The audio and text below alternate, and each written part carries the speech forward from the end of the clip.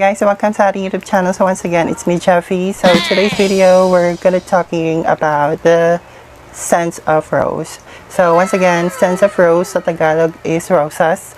Mostly all of us definitely like the scents of floral, which is specifically rose. There are also people na hindi masyado gusto mga floral scents, mainly for some reason because again, nahihiro sila or whatsoever. So meron feeling na parang nasa loob siya ng simbahan, something like that. But I think 100%, 2% lang naman yung hindi naka-appreciate ng floral scents.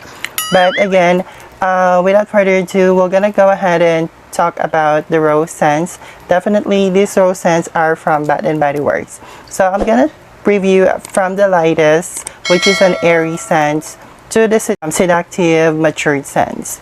So the first one I have here is the rose. Definitely, this is the basic rose scents. So here's the actual packaging of this rose, and this is actually still available online.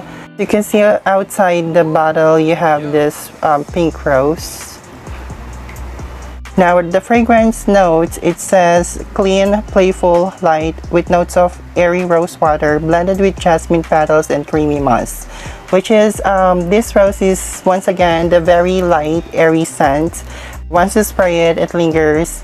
It may take long sa body, that depends on your body chemistry, because again the scent is very sensitive.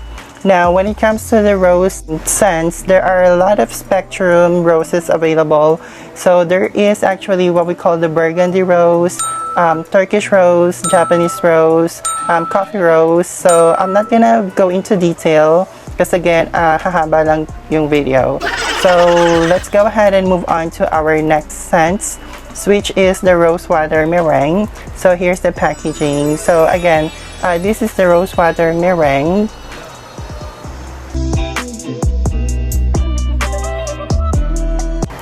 It says delicious and irresistible. So the bottle is pure black even at the back, so you just have the name in front, which is the rosewater meringue. And then one of the cons of this kind of bottle, kasi hindi mo nakikita kung ilan na lang yung nasa loob. But then again, this scent, the fragrance scent, it says cozy blend of winter rose, fresh ivy, and sweet sugar cream. Imagine the scent of rose, scents ng meringue, which is again, it's very good and very delicious. Now you may want to go ahead and try. Once again, I'm gonna put the information on the description box where to purchase the products. So again, we already have two products and the review. First is the rose, plain rose, which is an airy, which is the lightest. Second is the rosewater meringue, which is a sweet rose scent. Now let's move on to the medyo matured scents and to the seductive scents. Now the next scent is called the rosewater and ivy. So this is the packaging. So again, I do love this kind of packaging compared to the rosewater meringue, because this one, as you can see, you have there the indicator how much is the content left inside the bottle. But again, this packaging is very epic. So as you can see, it's very pretty. So alternate ng color. So it's black and then transparent, and then there you go. Now when it comes to the fragrance, it says a fresh cut blend of soft petals, rain-kissed ivy, and creamy sandalwood. So this is actually a must try. So you can actually smell the actual scents of combination of different roses, which is very sexy. So I recommend this to all the ladies. Try the rosewater and ivy. So I guarantee that you're not gonna regret. Which is again,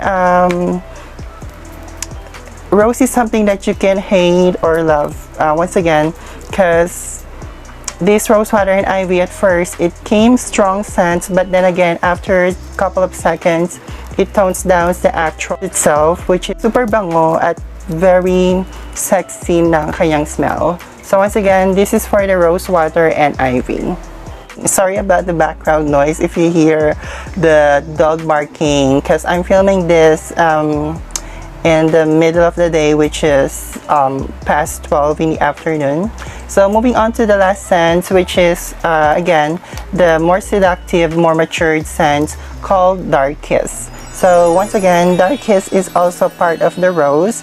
The fragrance itself, a seductive blend of black raspberry, burgundy rose, and dark vanilla bean. Keynotes: black raspberry, burgundy rose, bergamot incense, dark vanilla bean, plum moss. So this is actually one of the controversial scents because of Heart Evangelista scents na gumawa siya ng review, which is actually, I do agree, but I recommend this I recommend this to use at night before bedtime, like what she said, which is, again, I agree, because again, it's very seductive, and at the same time, it's very matured scent. So again, first you can smell the actual matured scents ng dark incense, and then a couple of minutes or seconds, it will tone down to the dark rose, which smells amazing. So that's all for our roses collection. So once again, to recap, from the lightest, I have the rose. So here's the packaging, and again, this one is still available. So as you can see, the actual packaging roses, and then at the back is empty. And then the second rose collection called the Rose Water Meringue. So this is the black bottle. By the way, this is not the actual lid. Yung takip nito is plain lang. And then sa likod is again plain black. And then sa harap, meron lang siyang nakalagay ditong embossed na Rose Water Meringue, delicious and irresistible.